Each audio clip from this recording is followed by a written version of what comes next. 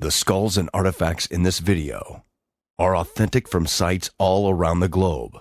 Feel free to share, but please do not download and respect the copyrights herein. Viewer discretion advised.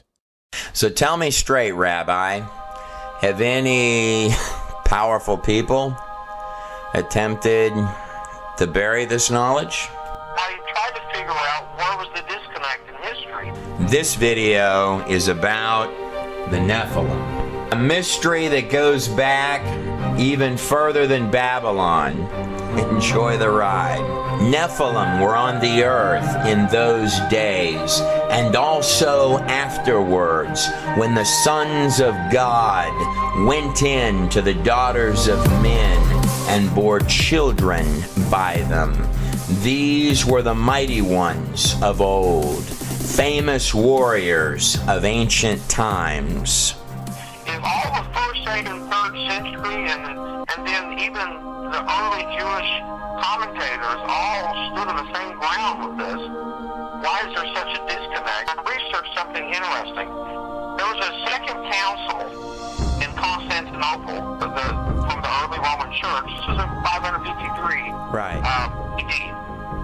They decreed that the teachings of Origen, an early church writer, on the subject of angels to be heresy. This guy here was found in Peru. And here's a little baby one from Peru. Take a look at that right there. Look at the little fingers on that going up that long head. And this, of course, is Siberia, Russia. Enoch. This is where Enoch was rejected. This is where the early church fathers started becoming objective. And if you see something here really interesting, they go really far with this. They're even saying that men cannot be possessed of demons in any shape, form, or fashion. Look at the size of the mallet on that one from Peru. He almost doesn't look friendly, does he? And this one here is from the sands of Iran. This is one of apparently about 20 from a dig site in Germany. Would you say there's anything at all about that guy there that doesn't look, I don't know, human? This one was found in Bolivia. Hold on to your seats. We're gonna go over some unique features on these long heads in just a minute. Also found in Russia, Peru. The sheer mass on the back of some of these is astounding. Here's a child being held. Look at the size of that one in the middle. This may be the largest one in terms of head volume out of Peru. Now we're really starting to leave the it looks human range. This guy here was one of 13 found at a dig site in Mexico. It's a biblical Hebrew text, and you start finding a lot of strange anomalies. You know, you read about giants when Moses sent the spies over into Canaan, and they described this land being filled full of giants. You know, when the spies come back, they said, you know, we're the size of grasshoppers compared to these men. The word Nephilim often gets translated as giants. It is true there have been actual giants in history. This is Robert Wadlow. He's the tallest man ever officially recorded in this modern time period at 8 feet 11 inches. This photograph was taken by Roy Chapman Andrews during an expedition to Mongolia in 1922. The image ran one time in National Geographic magazine. It was never published in the magazine again. Samuel's describing a guy with 6 fingers and toes, and he's not calling it a deformity.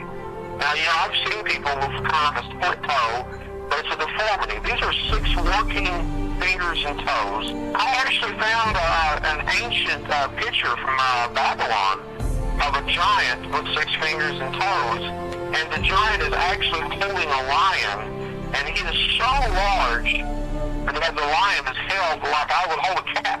Like I'm saying, Trey, only if you're reading in the Hebrew are you going to see how deep this goes and how actually clear it is.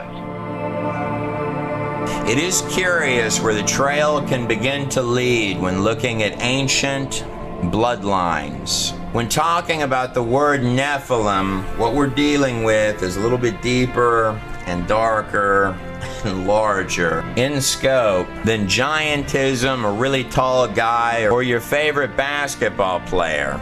The term Nephilim became synonymous with giants because that's what they tended to be.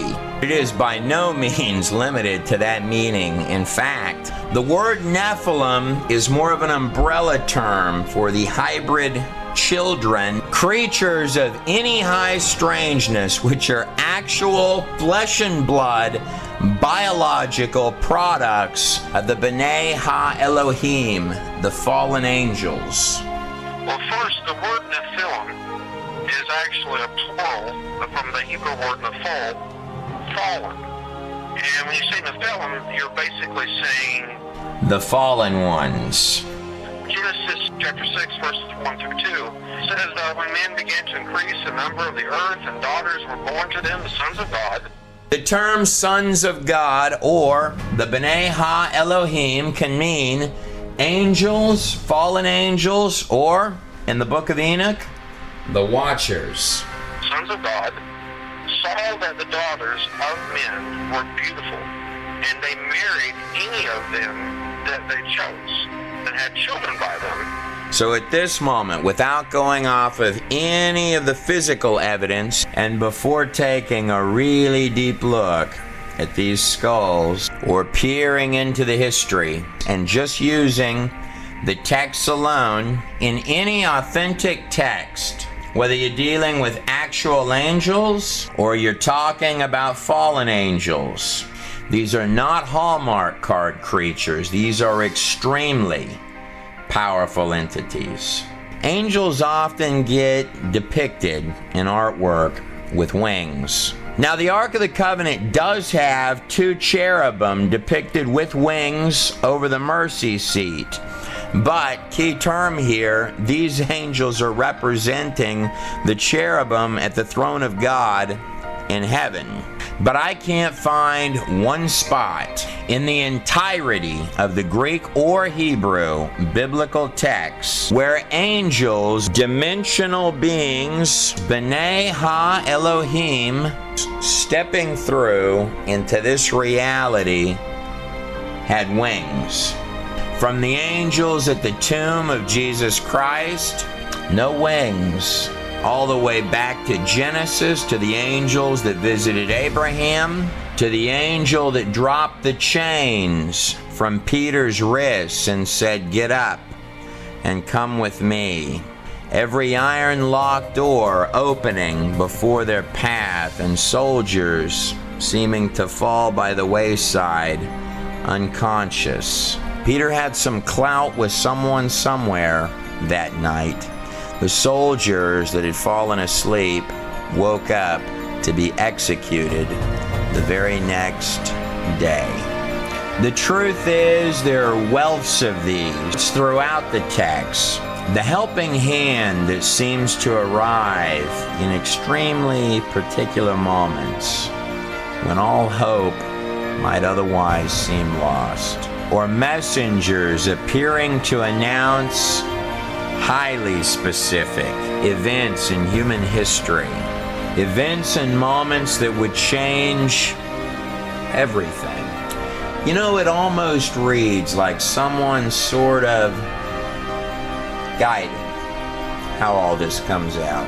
One of the most stunning discoveries of the 20th century is that the entirety of the universe is finite. That's actually extremely powerful knowledge. Reality can appear solid, but in truth, it's 99.9% empty space. The base framework of reality itself, at the deepest quantum level, is not made of matter, but of little statistical probabilities appearing wherever they need to appear next.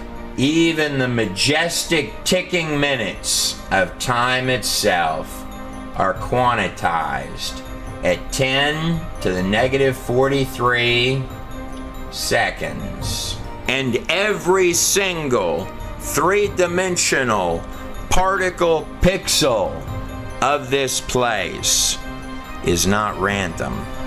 In fact, they're 10 to the negative 33 centimeters. The fabric of reality is finite, almost like a pure data live stream, and it's not random.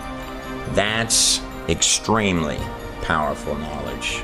It was Albert Einstein who once said, reality is merely an illusion. When you hear the physics guys talking about the universe as a hologram, or saying that our reality is a simplified projection of a much more complex reality, or saying that time, space, and matter are synthetic, I don't know if I like the term projection. It seems far too limiting. Or mathematicians who might say that the whole place appears to be a product of mathematics, which our mathematics are extremely inadequate to describe. It is true that a created thing can never understand the full scope of who created it. Bottom line, that this place is couched in a much larger spiritual and dimensional reality. These are the words of Paul when writing to the Hebrews. Do not forget to entertain strangers, for some have entertained angels unaware. How can a spiritual being, an angel, or even a whole set of fallen angels, give actual birth to its own genetic line of anomalies? How can something spiritual, dimensional, interact with something physical? I'm not sure that the lines are quite that black and white. It was Jude, the half-brother of Jesus Christ. Mind you, this comes right before Jude quotes from Enoch 1:9. Enoch would be the seventh from Adam, the great-grandfather of Noah in the book of Genesis. Genesis 5:24, and Enoch was not, for God took him. God really liked Enoch. And so Jude is saying, even the angels, which kept not their first estate. Angels there is talking about fallen angels. The term kept not their first estate has a dual meaning in that sentence. Not just that they left the heavens, but their physical bodies for earthly flesh and material bodies. Jude continues, but left their own habitation he hath reserved in everlasting chains under darkness unto the judgment of the great day. These are actual fragments from the Book of Enoch, found in the caves of Qumran in Israel, dating anywhere between 100 to 400 BC. And of course, the most famous document and record to come out of those caves was this actual image of a scroll of Isaiah found in those caves, which had scholars literally holding their breath until they found out that every single word has an exact precision matching our current text that is uncanny. This applies to all of the Hebrew texts, by the way, even the Greek Jewish texts. The fragments from the Book of Enoch matched up perfectly with copies found by explorer James Bruce in complete Ethiopian Bibles in 1773. The Book of Enoch is divided into 5 sections. It's in the Book of the Watchers, where the bulk of the Qumran fragments come from, that Enoch is telling you that a set of 200 fallen angels made physical entrance to this place. This would have been prior to the flood of Noah, as Enoch was the great-grandfather of Noah. In fact, this would have been more than 1,000 years before Noah, as Methuselah, the longest living man ever recorded in the biblical text, lived 969 years. If you do the math on it, Methuselah actually died the very year, or 7 days, before the flood. Curiously, the name Methuselah means his death shall bring, or perhaps more precisely, his death shall bring the judgment. Speaking of strange skulls, skulls like this one here are what the archaeological community often refer to as Neanderthal skulls, like this actual image of a Neanderthal skull on the screen here. Now, there are all sorts of variation, shapes, and sizes of monkey bones on the planet Earth. Monkeys and humans are grandly different in their bone structures. This is a human skeleton, and this is a set of monkey bones, like this actual bone structure of a gorilla on the screen right here. Out of hundreds and hundreds and hundreds of thousands, if not millions, of both human bones and monkey bones, such as the infamous skeletal structure of the small monkey Lucy, seen on the screen here, on the entire face of the whole planet Earth, there are exactly 0 mixtures of half human, half monkey, or monkeys becoming humans. Or the more commonly used terminology, there are no missing links. This doesn't come as terribly surprising to me, because genetically speaking, within the DNA of any living, breathing organism, animals are restricted within their animal kinds. They have certain body plans. For example, horses can breed other variations of horses within their body plans. Same thing with dogs. They can have subtypes underneath that body plan and variations, but dogs cannot breed rabbits or horses. Taking the genetics one step further, every living organism, its digital software coding, its actual DNA, is losing coding over time.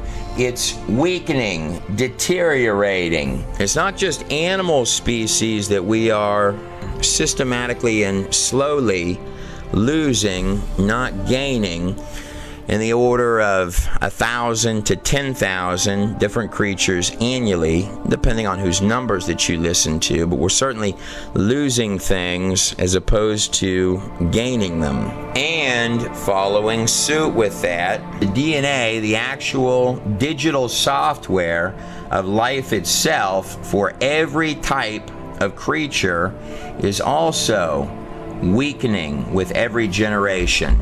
The same as would happen as if you make a copy of a copy of a copy of a copy of a copy of anything, you're going to see it weaken, not strengthen. A Neanderthal skeleton and skull is absolutely identical to a modern human, except for a few key features. The bones are thicker, stronger, more fit. Also, the wisdom teeth down here fit absolutely perfectly. These thick brows can vary in size from skull to skull. A small detail that a lot of people may not know: the human brow of any individual this bone right up here continues to grow just ever so slightly through the entirety of a person's life. You may see on an old man's brow, he's got a very defined brow. So if you were to live 2 or 3 or 4 or 500 years, then that much larger brow that you see indenting up right there is precisely how your skull would look. When we peer back in history to our oldest written texts, we're finding redundant accounts of very long lifespans. In the biblical texts, most absolutely and definitely in the Sumerian kings list, as well as records covering what amounts to little more than settlements following the Great Flood, as is recorded here in the Epic of Gilgamesh, along with the extended lifespans, both before and briefly after the flood. This is the oldest written epic in the entire world. The actual records of King Gilgamesh of Uruk, one of the first kings following the Great Flood.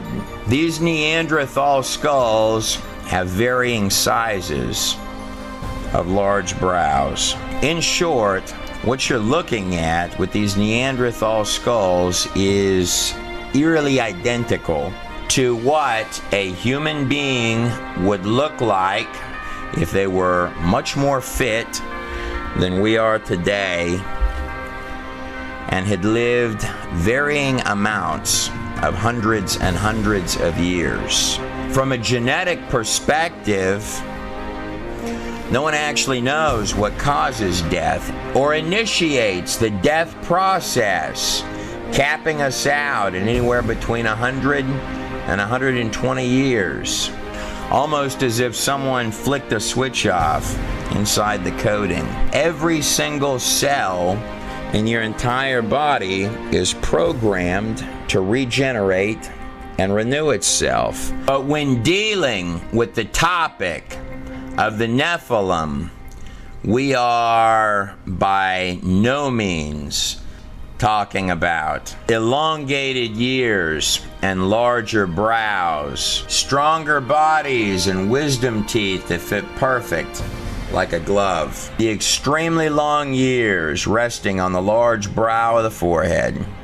Nor are we fiddling around with old monkey bones. The truth, however, is that there are a lot of human-esque bones on this planet which can very easily, even to trained experts, blur the lines between was it human or was it something else. Now, there are a lot of tribes that have done varieties of things to their bodies to achieve a number of different effects, including the binding of the skull to produce this elongated shape on the back of the head. There are some significant differences, however, between even the best of clearly modified skulls, like this skull on the screen here, and skulls that appear significantly larger and much more naturally formed than that, like this actual elongated skull being compared against the bust of either Nefertiti or Akhenaten's daughter, leading many to ask if these tribesmen originally began binding babies' heads in an attempt to copy something that was perhaps a whole lot larger in scope, like this actual skull found in Peru. Some of these are just absolutely massive, and there are hundreds and hundreds of them, wildly massive, including children that already have the features. One of the first red flags that you're dealing with something that is incredibly strange is that the actual head volume of the elongated skull is at least 25% larger in its head volume than a regular human or even an old human skull. These are in fact quite different. But it's not just that they absolutely have to be enormously massive. There's another difference on just the skulls themselves, which is even more puzzling than that. Every human skull on every single human being should have these two plates in the back of the skull that are clearly divided between the two of them by this crease running towards the back of the head. This elongated skull, however, is not like that, with the crease and the two plates in the back. This skull has one long crease, very defined here, a crease coming back this way, and one very large skull cap. Binding a little baby's head should most certainly not change the genetic bone structure. But it's not just elongated heads we're talking about. We're also talking about giants, like this Thailand image holding the enormous sword and the two fangs or tusks coming out of the mouth. Now, I do believe that's a Babylonian Ishtar right there, depicted as a circular disc, which these three gentlemen are bringing before this very large character. Babylon, particularly ancient Babylon, plays perhaps a critical role in all this. Just second down from Babylon would be Egypt. After the Hebrews were in the wilderness during the time of the tabernacle and about to enter the promised land, in Numbers 13:33 it says this, "And there we saw the giants, the Nephilim, the sons of Anak, who were of the giants, and we were in our own sight as grasshoppers before them." Now, there are some tribes where God told the Hebrews, just conquer the people. And then there are other tribes where God specified, wipe them all out, as if there's some type of a gene pool problem, as is in the case of the Canaanites, the Raphites, the Ammonites, all of which are listed as giants. And then you've got other types of tribes, like, for example, the Amalekites. The first part of Amalekite means people. The second part of that of Amalekite, it's an ancient word in Semitic languages that means vampire-like demon. These Amalekites were not human. And a lot of people believe that this is where the vampire legends came from in Romania. And I'm sure the Israelites well knew this by looking at them. I mean, if the Amalekites are considered a vampire-like demon, you know, I'm sure they probably had the features. Deuteronomy 3:11. Only King Og of Bashan, the giant, was left remaining of the Raphites, the Ammonites, or so the Hebrews believed. But the truth is, giants have been reported in archaeological finds all across the globe, particularly in the United States, which is what most every one of these news articles right here going down the screen are about. Many of them from the New York Times. Some bones are still available, however, like this actual image of a jawbone recovered from a giant skeleton in Nevada that's being compared to a human jawbone on the screen. How large do you think that skeleton actually was? Or the Indian legend of the red-headed giants. Interesting about Indian legends, the symbol of the how is often said to ensure that the other guy does not have 6 fingers. Or the famous serpent mounds in Ohio, where in the 1800s it's reported that skeletons of enormous giants were found around this site that has the shape of an enormous serpent that they mysteriously built, which can only truly be seen well from the air. Following the 1950s and the defeat of Nazi Germany and eugenics, same time period that Americans began pumping out movies about space invaders and men coming from other planets, and deeply religious views of the occult, such as those of Blavatsky, instrumental in the occult beliefs of Adolf Hitler himself, sort of take a sidestep into the shadows. Articles such as these begin to dry up and disappear in roughly about the 1950s. And the skeletons seem to vanish. Many make the strong case that the bone structures disagree with the political formulation of the theory of evolution. Whereas that may be true, there are others who would argue that it's somewhat deeper than that. Speaking of occult, if I shift my attention over in the direction of ancient Egypt, the place that occasionally had kings with very unusual skulls, like this actual imagery here, done using the skull of King Akhenaten. Here's the skull of the 18th dynasty King Akhenaten without any digital effects on it. This piece of artwork is female, believed by many to be Akhenaten's daughter. Here is his son, the child king, in this X-ray on the screen here.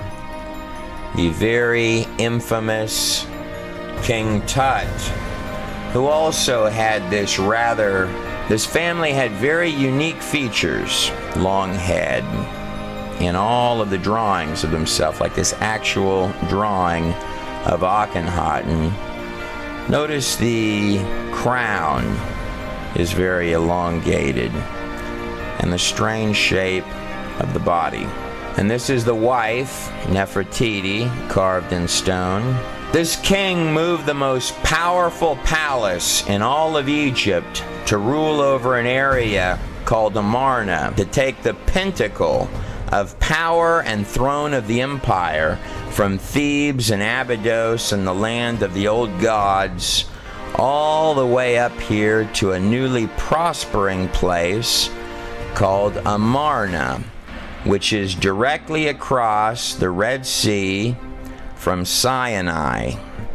Curious thing about the ruins of this particular dig site, it has a reported 365 outdoor altars, the practice of worship of one god, a mesmerizing place stretching into the horizon. And it's an entirely well-drawn community, all three of which are not Egyptian practices. They're Hebrew practices. One thing that Akhenaten and his son, King Tut, both proved is that even god kings can die. Both were killed with remarkably similar bashes in their long heads. I personally think that the visor eye did it, in cahoots with the head military general Ramses, great-grandfather of Ramses the Great. But I wasn't there, and the statute of limitations has run out.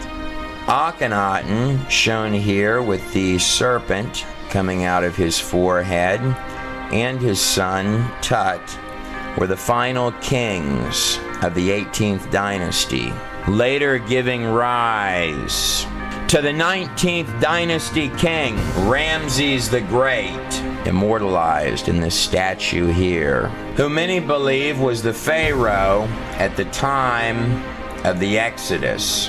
Mernptah, depicted here, standing next to Ra, with the disc encapsulated by the serpent.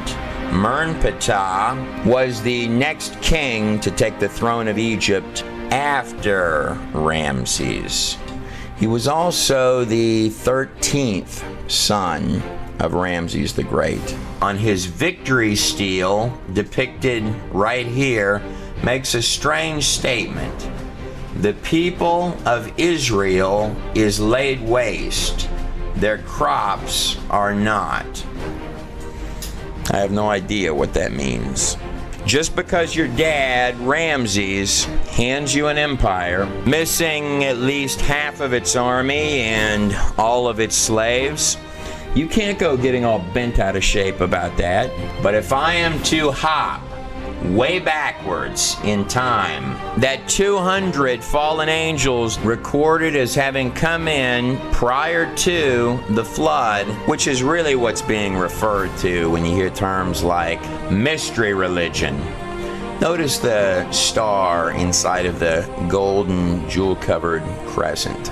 Covered in the Book of Enoch, alluded to in the Book of Genesis, as well as many parts of both the Old and New Testament, as well as ancient texts and hieroglyphs that we'll look at, and writings all across the ancient world, being recorded in large scale prior to the flood, and then in a smaller trickle of a scale following the flood. There are at least 277 flood stories from cultures stretching every conceivable part of the globe. Some of them bringing you right to the front doorstep of that flood, like the Epic of Gilgamesh from 2700 to 2900 BC. Every mountain range on Earth contains fish fossils, marine life, and even seashells found on top of Mount Everest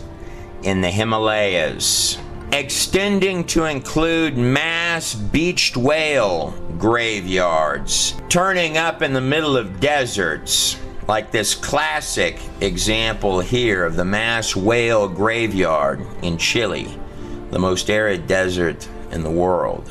And here's another whale dig site from the other side of the globe in the sands of Egypt. Look at the size of that whale buried in that desert there. Plant and animals are found buried and fossilized in every single layer and strata of the top layers of the earth. Creatures of every possible kind of animal that we see every day are found mixed in underneath the earth, along with mammoth-sized creatures, which don't seem to be around anymore. And these animals of every genre and flavor are often found in mass graveyards, like this actual dinosaur graveyard seen on the screen here, as if the animals were herding, and whatever happened fast, hit all at once, and was unexpected.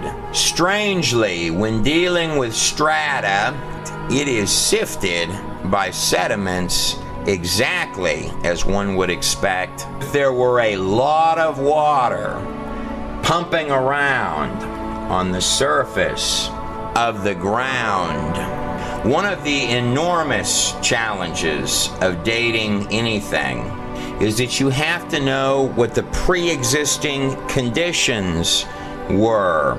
For example, this dragonfly fossilized on the screen here has a 2.5 foot long wingspan. Dragonflies take in perfectly the amount of oxygen that they need to fly. If one were to assume that atmospheric conditions, oxygen levels and carbon levels in the past were like this, when they were actually way up here like this, that would indeed pump out numbers that were very large all across the board. This dragonfly on the screen could not lift up off the ground and fly today. We find extremely high oxygen levels in little bitty air bubbles, trapped in ancient tree sap, even buried in common things that we might not think about.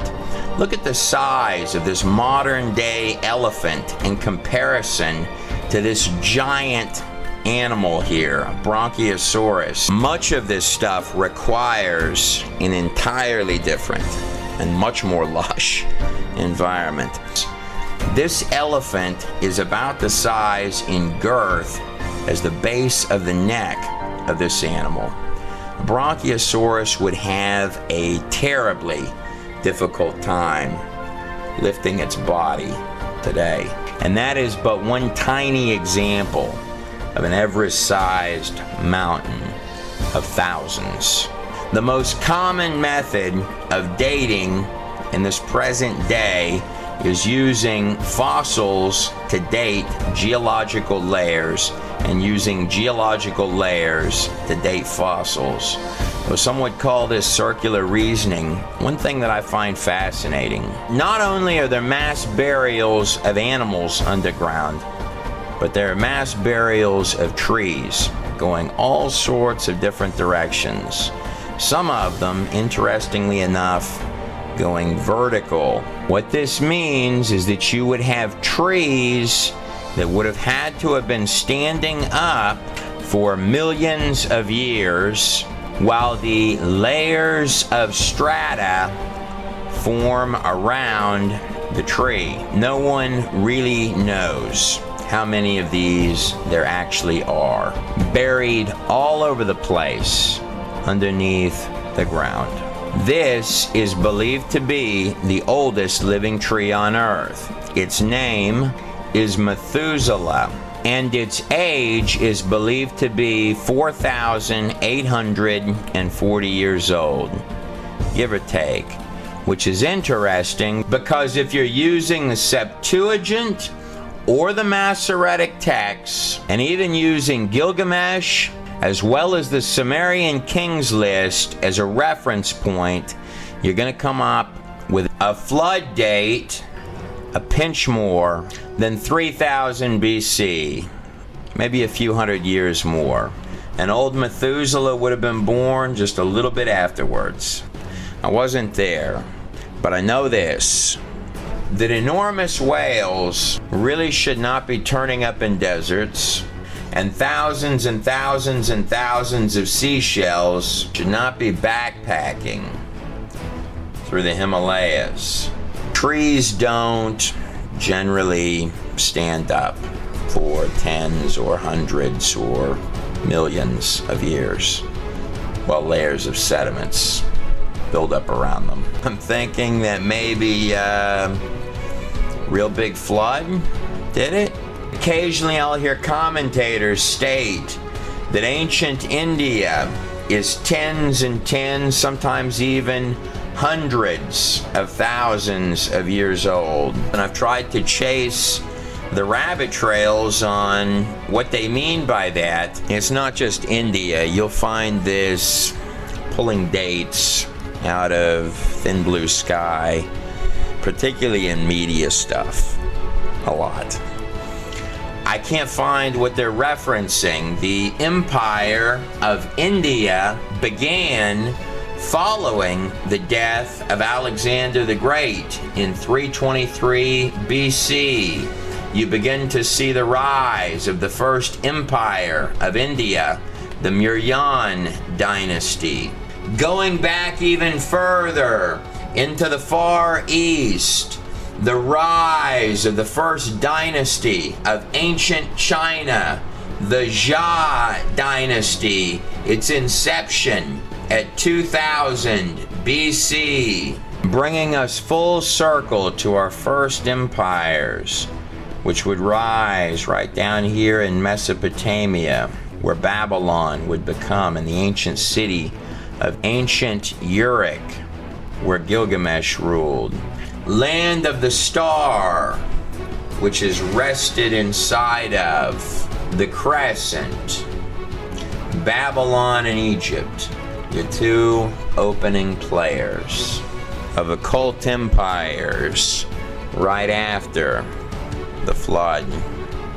And then dropping down right over here, following alongside the Nile riverbanks, where Egypt would become, and where step pyramids and the first attempts at actual pyramids would begin to rise. Under Djoser in the 3rd dynasty of Egypt, about 2600 BC.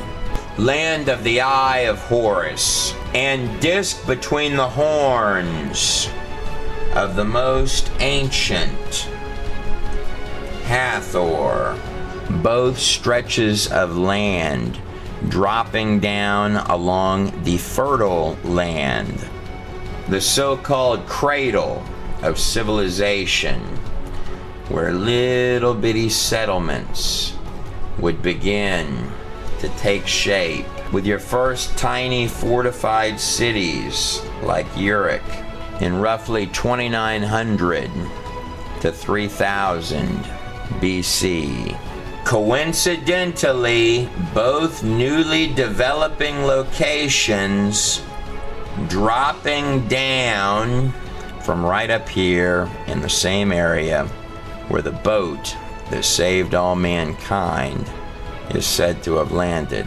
So those 200 angels covered by Enoch prior to the flood does not represent all of the fallen angels that there are. It represents a small portion of the total number of fallen angels, the ones which made entrance to this place, came in and interbred with human beings. This created all sorts of little uglies and unfriendlies, including the giants.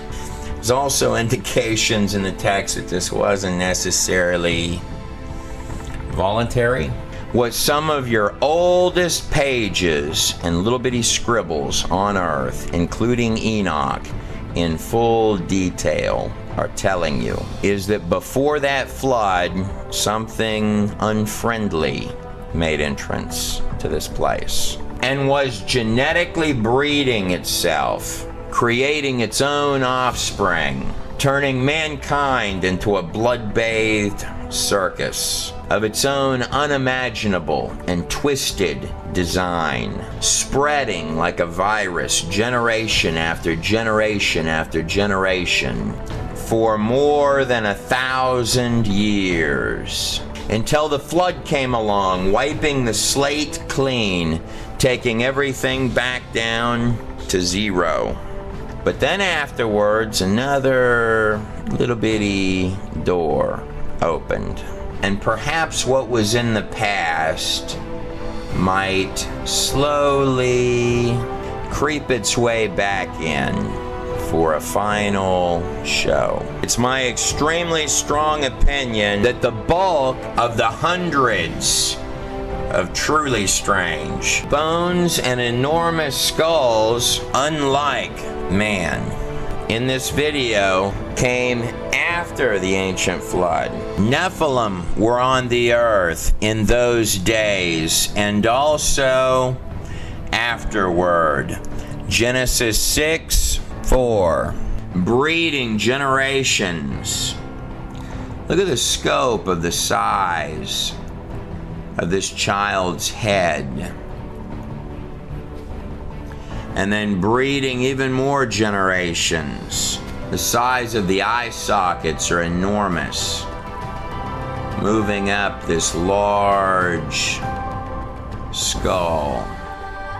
and then dropping down to breed some more generations. And here's another little baby one, and then breeding even more than that. And look at the eye sockets in comparison to the size of the skull atop that tiny skeleton. Enoch 7:3. And when men could no longer sustain them, the giants turned against them and began to devour mankind. It really is absolutely astounding. It's almost impossible to believe that what you're looking at really is real. This one commonly gets called the Royal Redhead. A special thank you to Brian Forrester.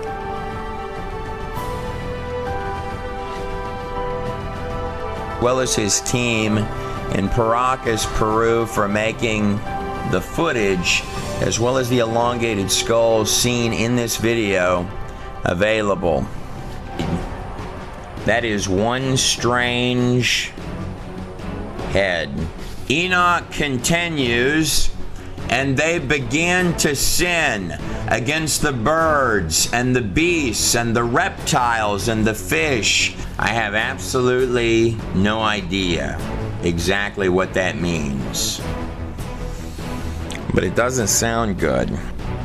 And to devour one another's flesh and drink the very blood.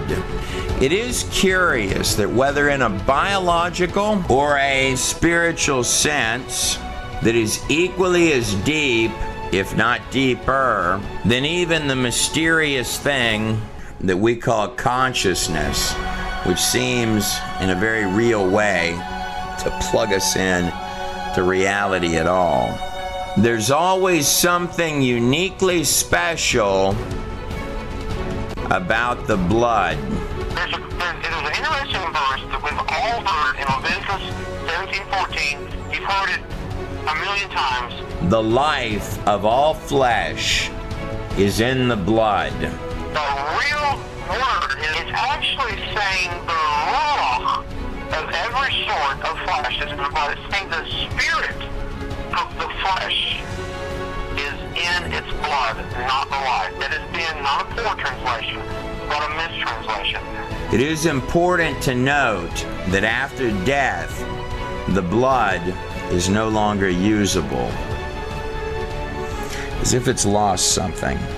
Every living organism on this planet is constructed of three-dimensional digital coding, like zip files, pure data, zero junk code in every single strand. Tit for tat, line for line, which opens up click by click by click to become a living biological organism, all of it fitting together like a perfect glove. And deeper inside the genome, the framework of pure biological software and precision operating system, file folders containing actual body plans, digital instructions, coordinating every strand, every cell, every little bitty part, pulling the molecular fabric of every piece together to create a biological masterpiece, literally written, birthed into reality itself from scratch, and seemingly plugged in to neurologically and consciously control every single system of the entire biological masterpiece. It's not just consciousness, the intangible controlling the tangible, which is a paradox. The living blueprint for what you call you is alive in every single drop of your blood.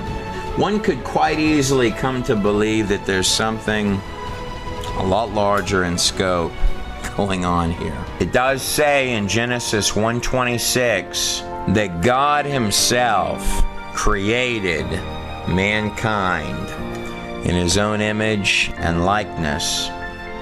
It's a powerful statement. When you're dealing with the ancient past, or things which may even boggle the minds of trained physicians, let no detail, no matter how seemingly trite, slip through the fingertips. To truly understand Babylon and the time periods lasting to this modern age, the more recent past from which these skulls likely come, one could easily make an extremely strong case that we are merely infants running loose in very short-term little bodies, biological machines, through which we peer out consciously into this thing that we call the material world, built and constructed right out of thin air by digital coding, light years more sophisticated in each and every single strand than all of the computer software made by man combined all the way back to the very first computer. What the pages of Enoch are saying, as well as the Hebrew texts and cultures all across this globe, is that something has tried to plug itself in and insert itself into all of that. Enoch is not just talking about a set of very dark, fallen beings and producing their own hybrid children. It goes a lot deeper than that. What he's telling you is that these fallen angels, which produced the Nephilim, neither completely angel or completely human, but something in between. So what he's literally saying is when they die, their souls come out from the race of giants that came from this union, gave way to a brood of evil spirits. And those are the foul spirits of the earth, the demons. The Nephilim die, they become or get added to the number of demons, beings which later cultures would call the underworld gods, the shadow creatures from all of the ages of history, things and creatures that can possibly bleed through from a realm that might be just as close as the air between your fingertips.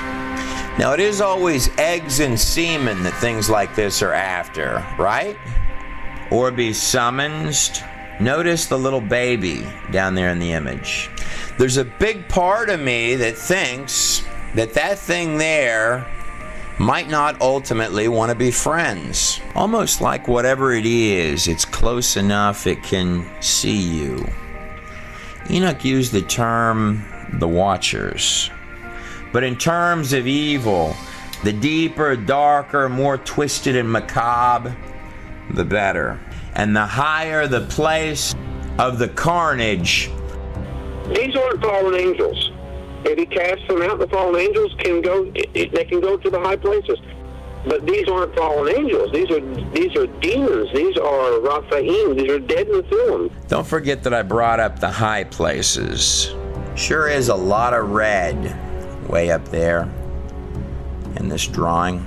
The more vicious and brutal, the more bloody, yet venomous, terrifying, and precise. The ceremony, as if intoxicating things that dwell in the darkness. One of the most respected names in the field of ufology, his opinion shared by notable others such as J. Allen Hynek, was none other than Dr. Jacques Vallée, instrumental in Steven Spielberg's Close Encounters of the Third Kind. Commonly stated, his belief that the UFO phenomenon was in fact demonic.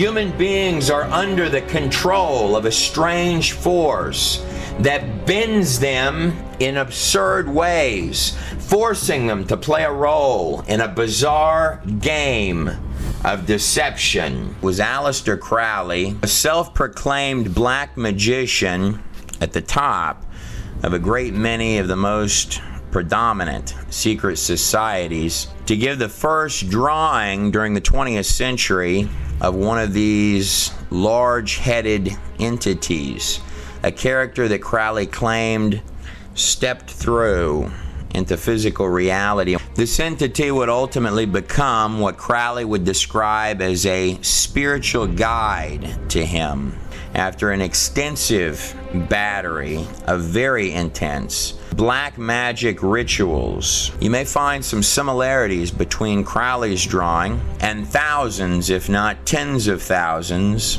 of other such entities drawn by people from every walk of life all around the globe. Crowley is quoted as stating, "Today, they call them angels and demons. Tomorrow, they'll call them something else." The UFO phenomenon simply does not behave like extraterrestrial visitors. It actually molds itself in order to fit a given culture. John Ankerberg, John Dee, the head intelligence officer under Queen Elizabeth in the 1500s. He would do the deepest of inner layer occult rituals, popularizing such ideas as the crystal ball, alchemy, and the philosopher's stone. These long hours of ritual occult on behalf of the Empire of England were done with fellow black magician Edward Kelly. Kelly would ultimately leap to his death from a castle tower window.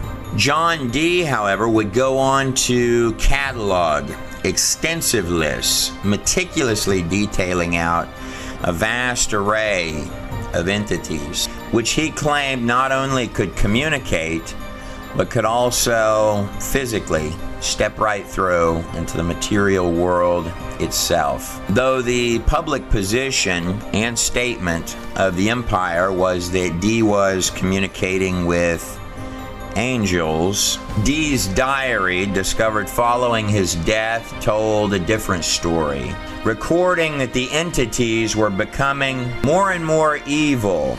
Notice the serpents, stating more and more emphatically, "These things are lying to me.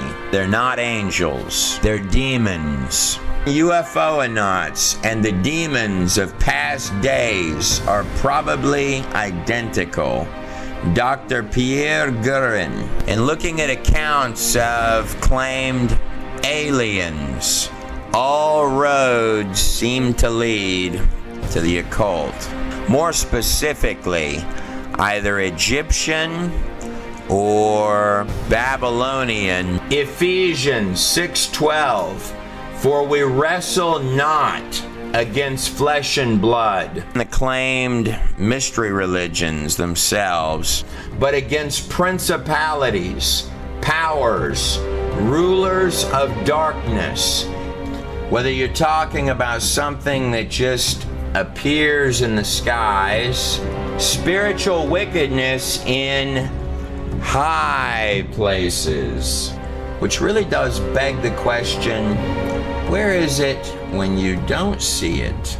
One theory which can no longer be taken very seriously is that UFOs are interstellar spaceships with Sir Arthur C. Clarke, or physically step through into this reality. Your ancient texts are taking you at least 10 steps further down the rabbit hole than that. I have yet to meet one person who has come out of the occult that does not have, in some cases, terrifying and extremely tangible and real accounts to give. I also find it particularly interesting when I've gotten to sit down with people who have had life after death experiences, most especially if they were legally dead for any number of minutes and have actual medical records. hell or ancient shield, whether it be from someone in the occult or someone from an after-death experience, some strikingly eerie similarities. These bland, sort of expressionless, pull-you-in type characters with sort of varying degrees of sinister evilness, described almost like a diminished alternate version of Earth, that the person steps as if the ground level is being described as lower or different, or falls right inside of, with things that literally grab hold and herd the people into actual pit-like cages, wherein at that point the descriptions of the creatures get even worse. Things much more disturbing and twisted than what may channel in to be portrayed as physical artwork and representations of something through the imaginations and the minds of men. Ephesians 2:2, in which you used to live when you followed the ways of this world. What fascinates me is when people look up and they describe, and the ruler of the kingdom of the air, like these sky city type of apparatuses, this spirit who is now at work in the sons of disobedience, sort of hover in a murky or black, dark, scarred horizon. Whether in personal accounts or even in Enoch, you get these hints of things that are in the air and things that are moving. But diving below, where the people are quickly snatched and drugged to the side by the apparent welcoming teams, they'll talk about a lot of serpents ranging from enormous creatures to these more or less human-sized things, often with man-like or human-like features, similar to the wisdom serpents or serpent gods found in every single major ancient culture, with uncanny similarities. Look at that big old serpent crawling inside of the crescent-shaped moon between the two Babylonian Ishtar stars. I do believe you're going to find the serpents like the one these three fine fellas are praying to in nearly every belief and religion on earth. The serpents, no matter what size or shape they're described as, just like any of the other characters within the place, always have this ancient, old one, yet vicious and precise, kind of highly intelligent twist. It's also noteworthy to point out the similarities historically of bones or warped protrusion like horns, which is in this recreation of Egyptian artwork. Notice the extra set of horns on top is empty, whereas in this rendering, between the horns, you've got this little disc resting on top. An environment described at the core of its beating heart, decrepit almost with this vibe of mechanical madness combined with living dead organism of tentacles and fangs. What some might have been calling the second heaven, the said diminished realm well beneath heaven, and decrepit much more than the earth, littered with sophisticated type things in its skies, where the fallen angel, Lucifer himself, is said to rule for a short span. Almost like hitting the show code key, the virus side of reality, and cavernous needing a breath and a drop of water flames. Probably the most terrifying part of all of it is that the things there wanted you there, in their clutches for some reason. It's a prison that collects things that no one will ever come to help. I'm not going to physically or personally go in to check any of that out. I'm willing to take other people's word for it. Was Jesus Christ who described heaven as a place full of many mansions and likened hell to this actual place here, Gehenna, outside of Jerusalem, where the trash was burned.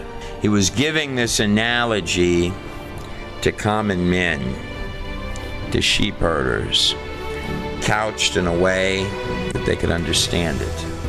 As if the human body itself is nothing more than a shell, a vessel, a confining temporal instrument, binding one to a specific location in both time and space. Of those who have tried to describe heaven, though there are so many, from every possible age range, background, and culture, Enoch's pre-flood account is extremely precise. People commonly talk about this unusual event called the rapture in the Bible. There are technically 7 of them, by my count. Enoch is the first one on that list, and he is the 7th from Adam. Wonder if that has a meaning. He stumbles for words at least a dozen times in his document, stating to you, I wish I could describe what I'm looking at.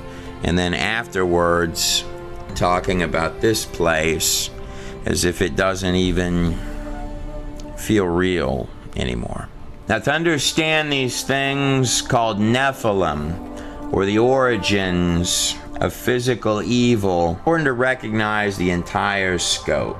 But perhaps before taking a critical look at that pre-flood world of Genesis, or the kings with enormous lifespans before the worldwide flood in the Sumerian kings list, or analyzing the pages of Enoch, great-grandfather of Noah, I want you to notice the Greek Titan. Creature is part God, part man in this image, with his arms like a crescent, holding the large disc in the middle.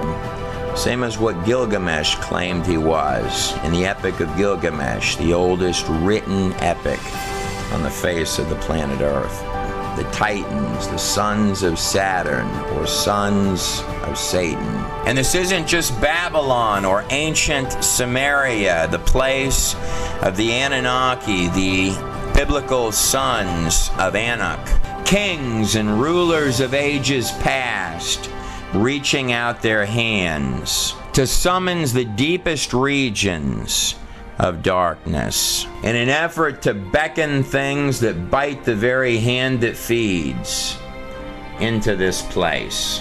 The sacrifice of little children, deeply seated, derangement, shedding of innocent blood to Moloch or Baal, working darkness into a frenzy, playing the drums louder to drown out the screams, almost like a virus reaching out to grab its own desires through an extremely naive host. To mass ritualistic human sacrifice, notice up here above that the serpent is waiting. It's almost as if the idea is that they're feeding something, that the moment his eyes roll closed, that there's something on the other side waiting for him to come through. Notice how the serpent is used as encapsulation, as if to define ownership. It says something really fascinating in Genesis 3:15, right after the eating of the fruit and the serpent in the garden. It says, I will put enmity between you, the serpent, and the woman. The serpent is coming out from the forehead, the place where the third eye, or the mind's eye, would be placed. The eye of Horus, or the all-seeing eye floating mysteriously above, the pyramid of bricks built by men. As a side note, it is curious how strikingly similar the Eye of Horus looks in comparison to a human pineal gland inside the brain. And dimensionally peering into this world through the glass darkly. And of course the Inca with the symbol of this little bitty owl sort of peering through. And between your offspring, the seed of the serpent, and her offspring, he shall bruise your head, and you shall bruise his heel. Now take a good look at these symbols that look like little horns with a circle inside them on top of the head of these two serpents. Here's an enormous version of the same symbol. You're going to find quite a lot of these in ancient Egypt. Perhaps quite often on the head of an Egyptian goddess, and there's the little serpent. But it doesn't always have to be represented like that. For example, this golden cow's head here. See here, even the cow's got a little serpent with the two ears or horns that make sort of a cradle. Stars always representing angels inside of it, with the sun shining light out from behind the ears inside of the cradle.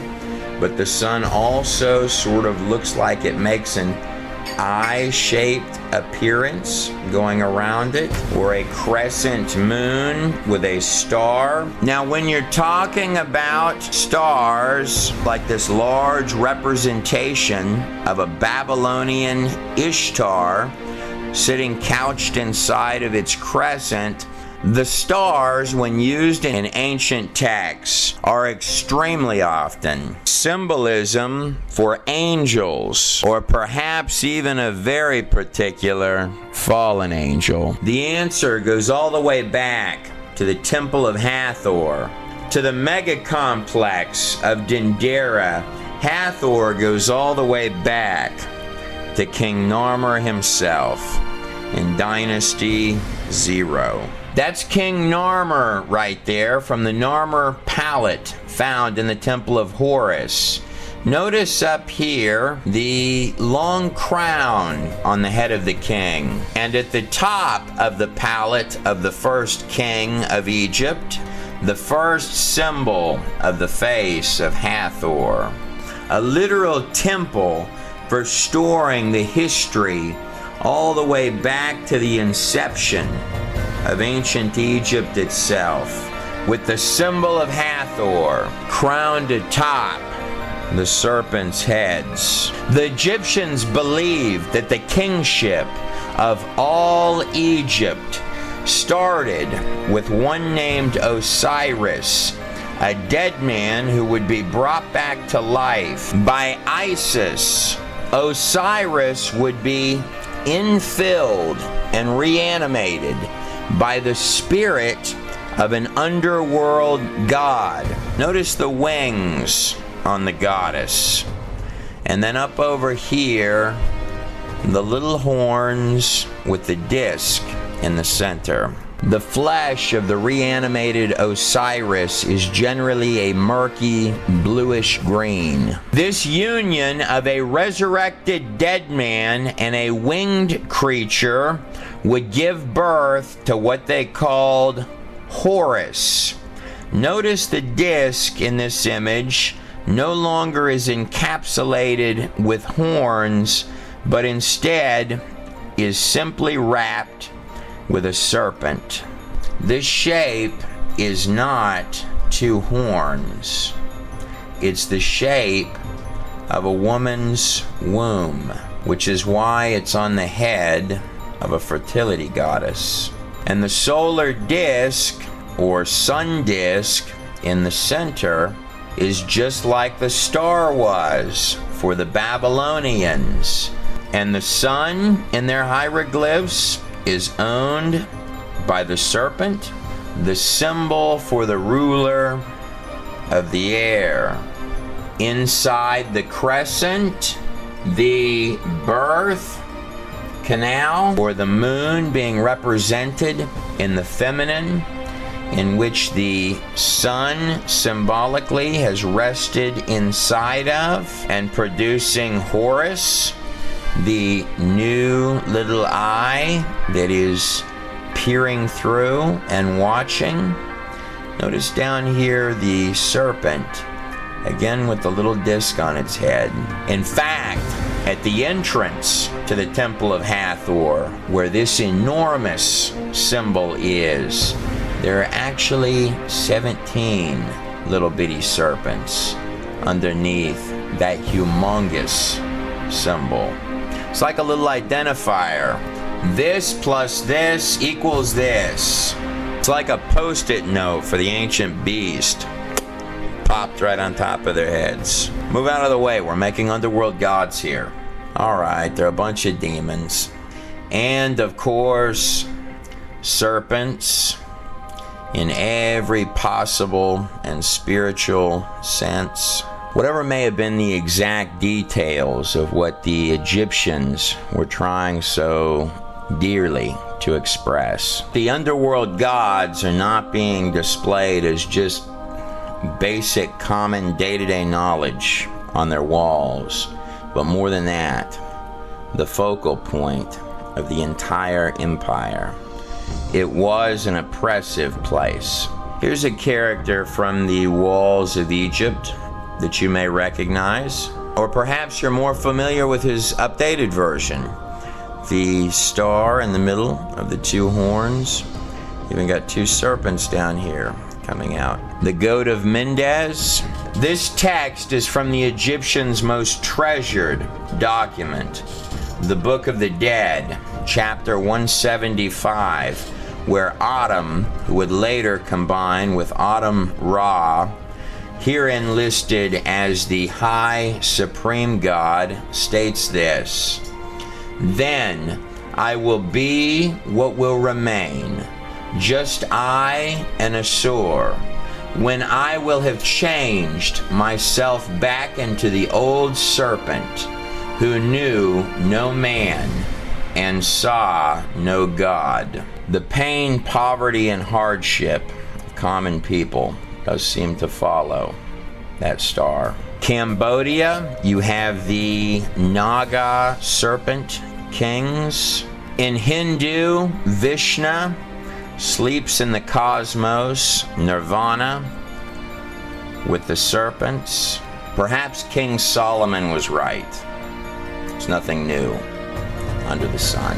Most all ancient cultures, particularly Babylon and ancient Egypt, believed that their gods, which could be physically summoned to manifest, were in the underworld. When you hear Luciferians and occultists throughout every age talking about the ability to summon little spookies, things that most certainly do not have your best interest at heart, or entities, very tangible things, not only does it hate you, it wishes that it could be you. It's my extremely strong opinion that they are not making that up. This was believed to be a dimension running parallel, side by side with the earth, and equally as real. A place full of hate, anger, bondage, terror, total lack and despair. A place where mankind is herded up and cast to the fangs of a vast array of frightening things. But in the very halls of pentacles of power throughout the ages of earth, men from nearly every age of empire, both great to small, in pursuit of mankind's age-old hang-ups, lust, greed, power, or the really big one that goes all the way back to the serpent in the garden itself. Ye shall become as gods. softly whispered lies, almost like the whole thing is a test.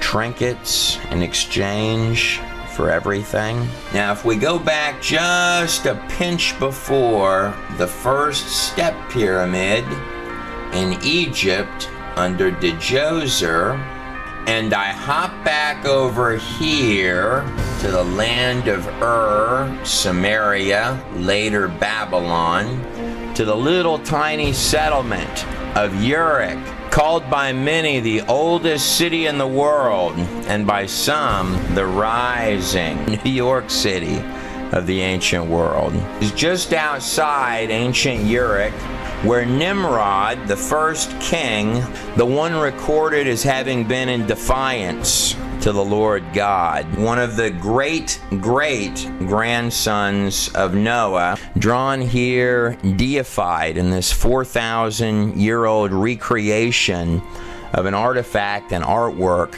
from ancient Nineveh. Or, in the Sumerian writings, the legend of Enmerkar, the king of Uruk, who actually built the great tower that has come to be known in history as the Tower of Babel. The name meant Gate of the God. You can view the Tower of Babel like one enormous mega invocation ritual. They're recorded as inviting something from the darkness to step up from its lair.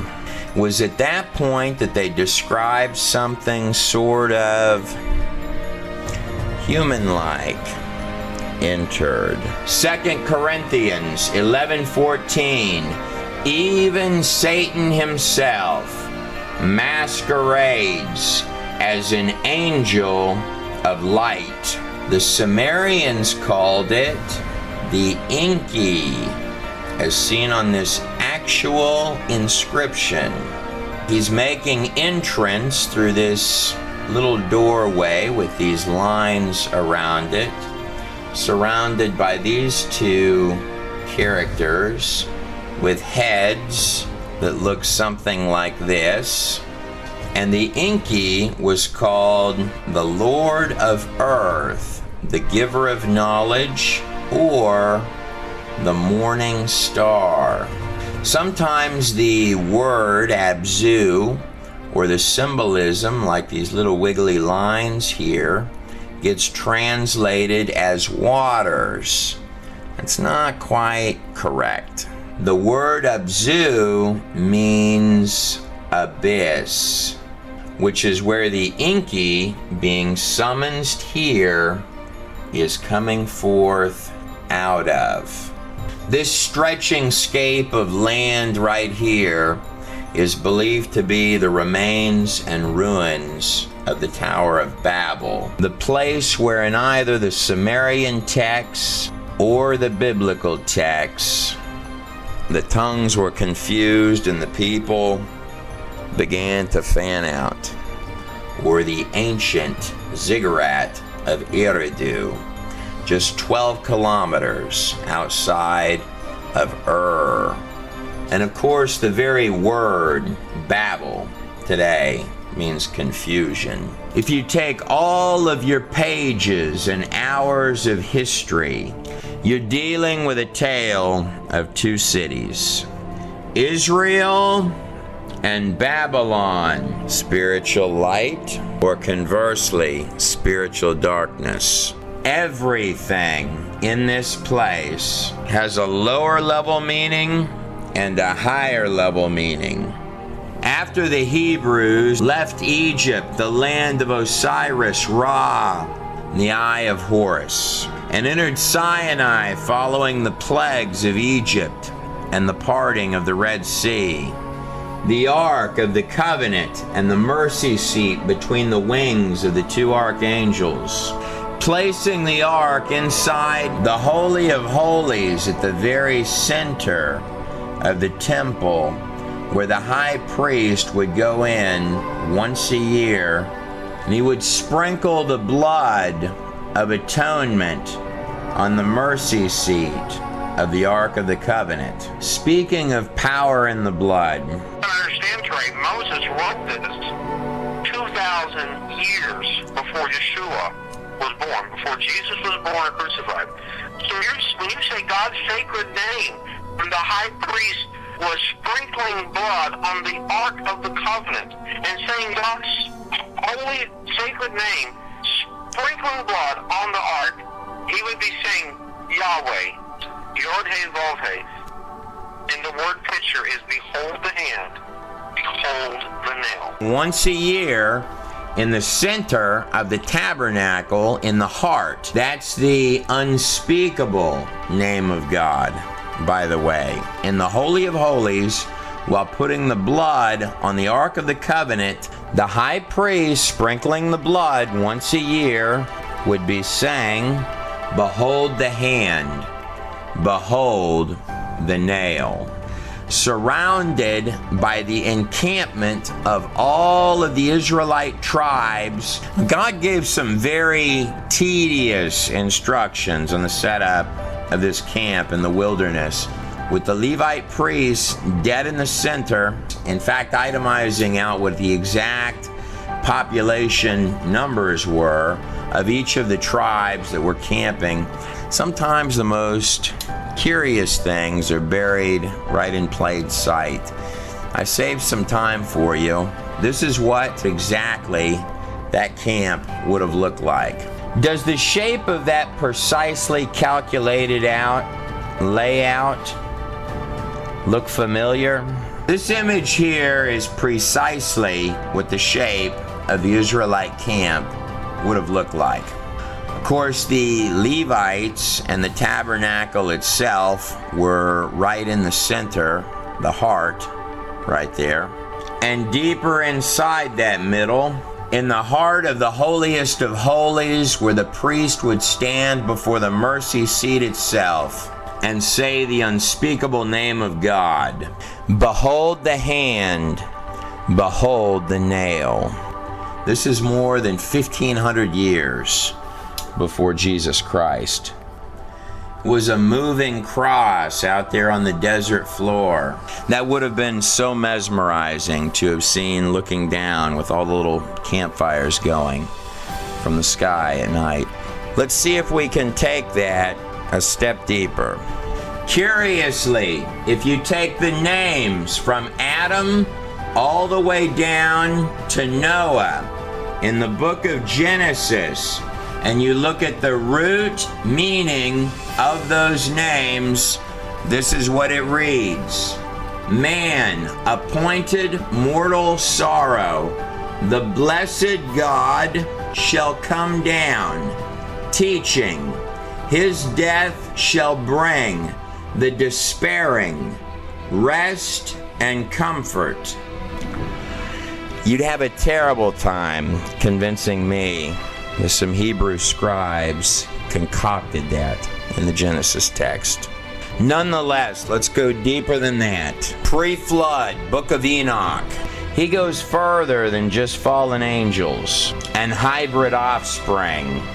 Enoch is redundantly prophesying the coming of this Son of Man, laying out that at a time in the future, not only will what has been done be undone, but further, that through his name they shall be saved.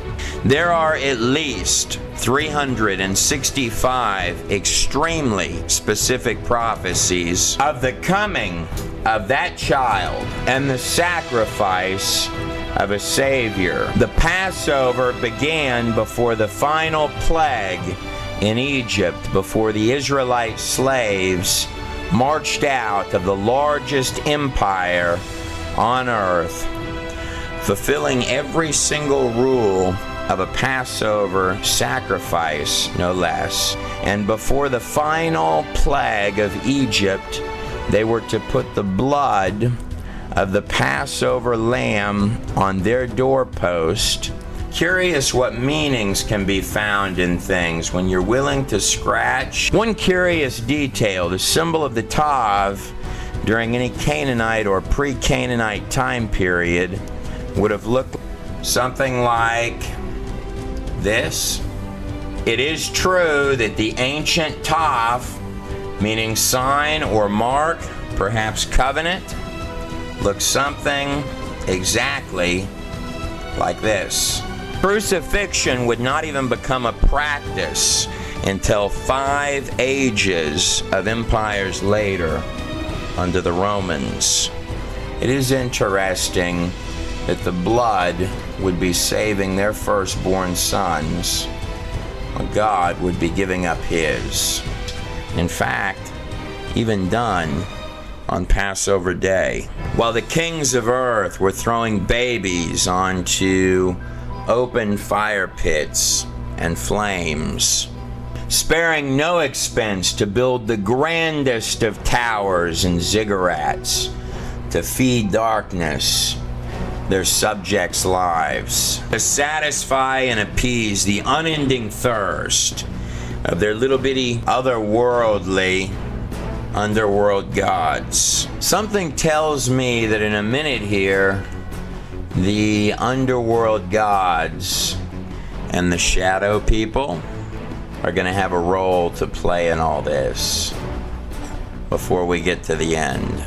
What greater love could one have than to lay down their life for their friends? Here's the empty tomb where Jesus was for 3 days.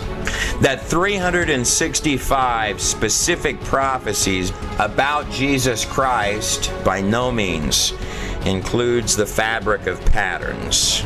There are at least 4 times that many for the second coming. The hours when all the old scorecards get tallied up than there are for the first. Restoration and the entrance and return of the King. But out of all of those prophecies, there's only one other person other than Enoch who used this term, Son of Man. That would have been Daniel, who survived the lion's den, while in the very heart of Babylon, no less.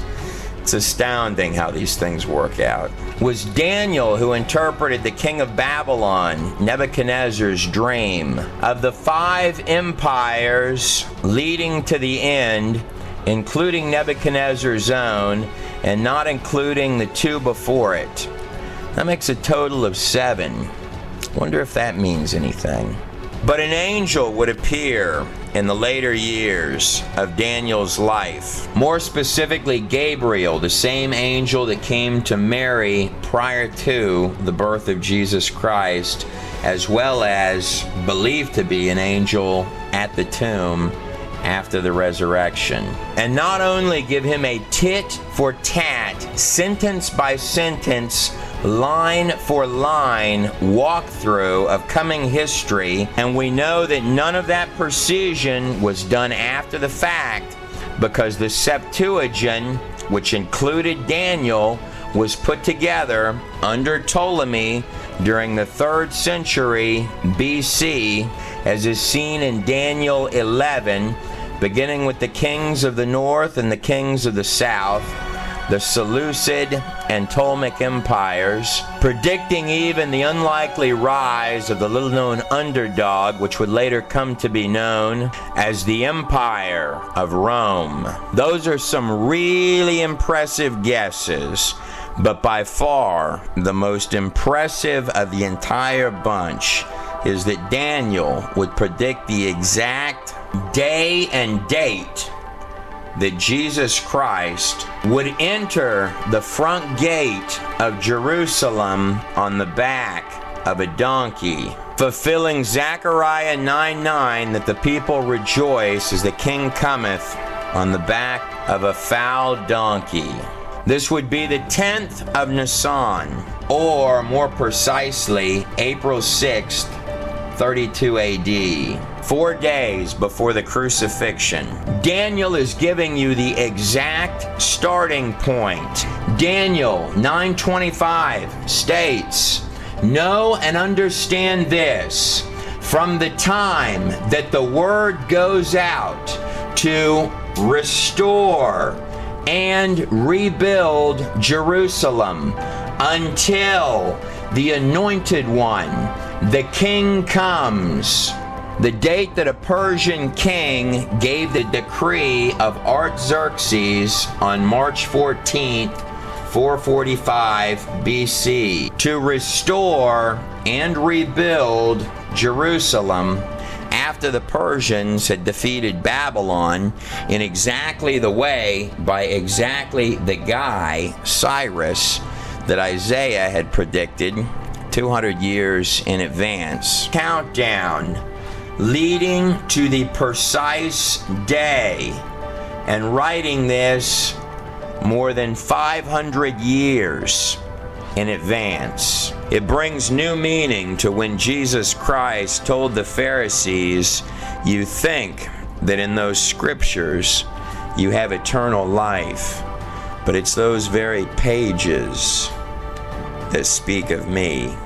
Because of the mass reports of healings and blind eyes open on many occasions, the masses had wanted to make him king, but he never allowed them to praise him and declare him out as king until one very particular day that Daniel had given the math for more than 500 years in advance. Arriving at the front gate of Jerusalem, the religious leaders, the Pharisees, told Jesus, "You have to shut these people up. This is heresy." Jesus replied to the Pharisees, "If I were to silence these people, indeed I tell you, even the rocks of this place would cry out."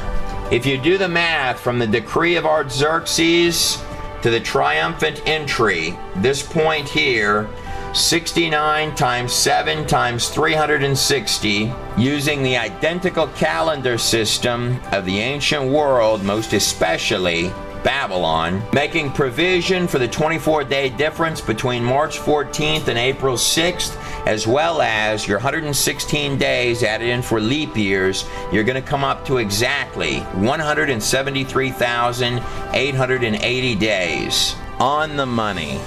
Daniel's margin of error, more than 500 years beforehand, from that angel's lips, was precisely 0. But if I hop backwards, much before Daniel, before even the young King David, stamped into the pages of history for the highly unusual, miraculous defeat of a six-fingered giant named Goliath. But going back past even David, the one often called a man after God's own heart, beyond the days in the wilderness, then even the time in Egypt, back to our first little starting gate cultures, down here in Egypt and over here in Samaria, the place of ancient Uruk, where Gilgamesh, depicted here as statue, ruled. Right here to the land and area of Ur. Now that is a giant holding a lion, right? Where Abraham, the father of all the future children of Israel, was living.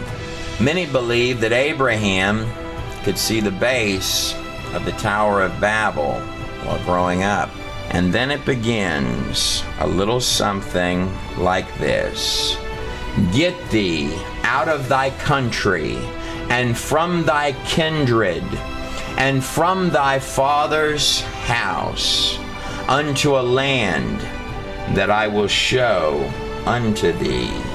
Abraham would ultimately travel over here to exactly where modern-day Jerusalem is. "And I will make of thee a great nation, and I will bless thee, and make thy name great.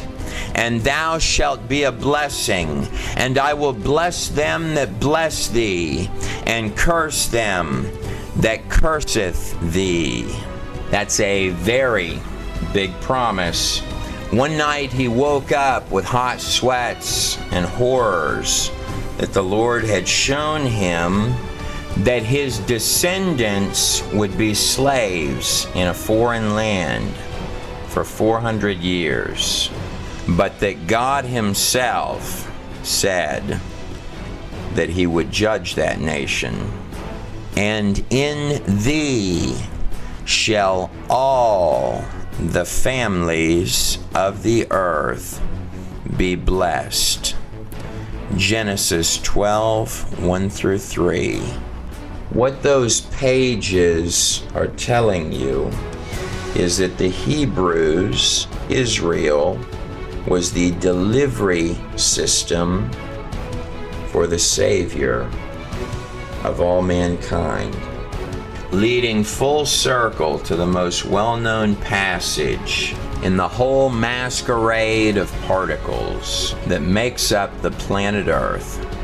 For God so loved the world that he gave his one and only Son, that whosoever believeth in him shall not perish, but have everlasting and eternal life. And every single possible thing, short of the kitchen sink, tried to stand in the way of that.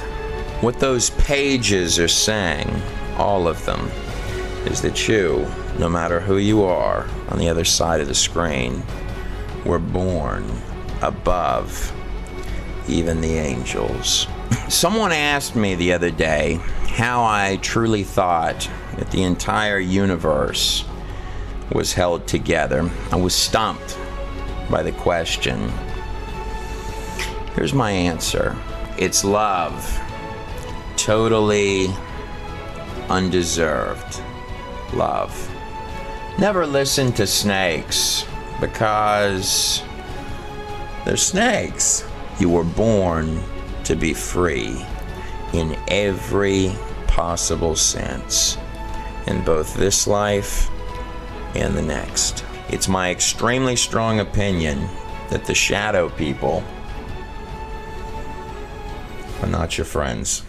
Go on your own journey to ask these very same questions. Your life is worth that. Oh, before I forget, Jesus did say another thing to his disciples. In Matthew 24, it says, "So it was in the days of Noah, so also shall it be in the day of the return of the Son of Man." One can only wonder what exactly that might mean. It is true that the grand finale of any fireworks show is always at the end. I'm Trey Smith, and I hope you enjoyed the video. Here's some fireworks for you, of the friendly kind.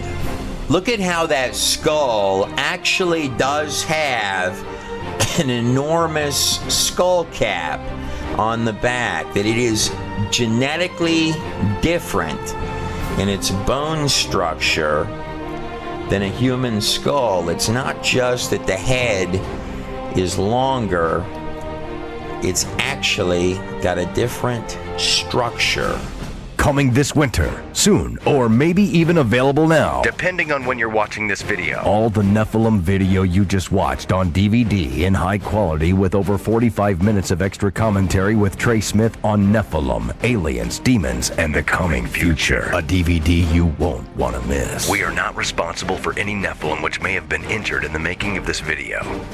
Special thanks to Michael Donner as well as Trevor Demir for the music that you heard composed in this video, as well as Brian Forrester for providing the video footage of the elongated skulls that you saw inside the Nephilim video, as well as to Rabbi Brian Hall, who provided much more information than was possibly covered in the few clips where he was talking, as well as Rick Hummer. And also the largest dedication of the entire video to my Lord and Savior, Jesus Christ, without whom this video would not have been possible at all, had I not been able to hit my knees every single morning and talk to him before I started doing any one of these clips. You just watched The Nephilim by the God in a Nutshell Project. Stay tuned. I've got a few more things tucked into the back of the video for you. Click the subscribe button. It's found right down here on your YouTube screen. There's a lot more to come. So make sure you subscribe to this channel, but more than that, if you go over to the God in a Nutshell Project, that's godinanutshell.com, video The Theory of Everything, which looks something exactly like that, is out and available. The video is about 3 hours long, a little less than that. It's also free to watch on YouTube. See, there I am right there, in a slightly lower quality than the DVD. Special thanks, by the way, to everyone that gets a copy of the DVD Theory of Everything. You can find out more about that DVD that's on the screen right there at godinanutshell.com, and also the coming release of the Nephilim video that you just watched with some extended content inside the video, as well as some other videos that we've got on the burner to kick out here in the shortly coming future. Also, if you're someone who enjoys to write or blog or post news articles online, come over to godinanutshell.com. We're looking for writers and bloggers, so come on over to the website and post a submission to become a writer on godinanutshell.com.